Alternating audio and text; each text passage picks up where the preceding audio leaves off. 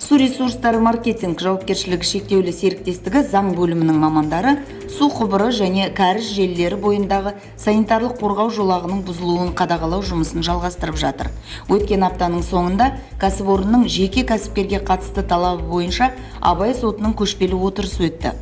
8-ші шағын ауданда орналасқан сауда нүктесі орталық кәріз коллекторына тым жақын орналасқан.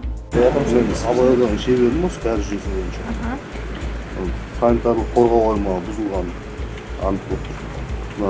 Трубамыз құдықшаның ішінде бәрі ортасында өрттің состояниесі. Енді кәсіпкер сұрап отырғандарыңыз қаншада, қай жерден дейін? Негізі бұл канализациялық кәріз құбырының санитарлық қорғау аймағы 8 метр, практически 5 метр жетіп жатырмыз. Сондықтан былай қарай 5 метр, былай қарай сәйкесінше 4 метр. Кәсіпкерге көршілері сияқты сотқа дейінгі бітімгершілік келісім түзу ұсынылған, бірақ ол ұсыныстан бас тартты. Тек сот отырысынан соң ойланатынын айтты.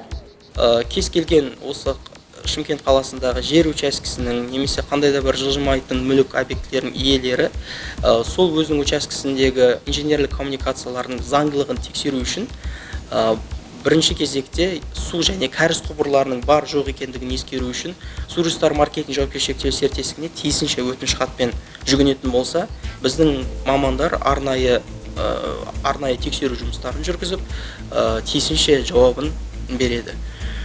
Сондықтан қазіргі уақытта Шымкент қаласында 2500-ге жуық санитарлық қорғау жолағында орналасқан құқық бұзушылықтар анықталған. Су ресурстары маркетинг жауапкершілігі шектеулі серіктестігінің заң бөлім мамандары сәйкесінше жұмыстарды жүргізуде. Оның ішінде сотқа дейінгі тәртіпте, сот тәртібінде қазіргі уақытта біз сот шешімдерінде, бітімгершілік жолмен де бұл мәселені шешуге бар күш-жігерімізді салып жатырмыз.